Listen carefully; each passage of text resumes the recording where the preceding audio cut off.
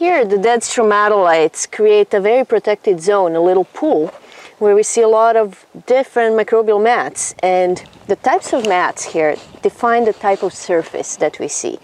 So here, we have microbes, these dark, spaghetti-like microbes that like to make little towers. So all of these ridges, all of these meshes are made by spaghetti-like microbes that rise up.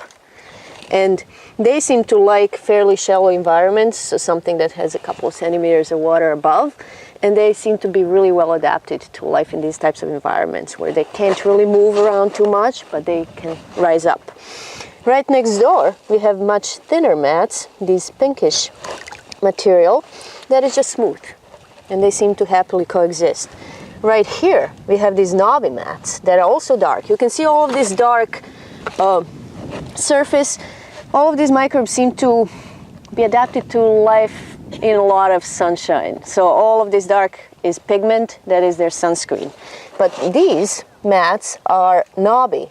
There are these millimeter-sized knobs that are made by completely different microbes. So here we had spaghetti, here we have little corn puffs. So they are tiny, tiny, tiny, and don't seem to be able to make towers. Instead, they make these knobs. And if you lift it, you just see that the whole surface is actually hollow. And there's just this little bubbly material rising up. And again, we have these smooth mats here. These are somewhat thicker. And as they produce oxygen, the surface becomes, again, knobby, but with bigger knobs. And now, all of this is really great to look at now, but these are not stromatolites.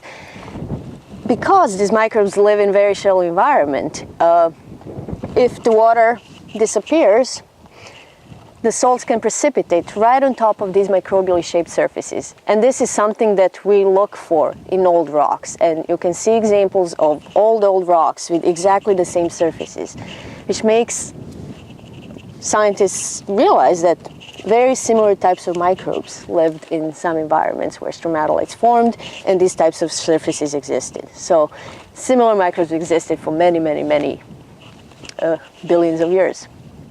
So if the water disappears here and the salts precipitate right on top of these microbial surfaces, this is great for us because we can look for the same type of surfaces in the fossil record. If we see that type of surface somewhere in really old rocks, we can know that very similar microbes existed then.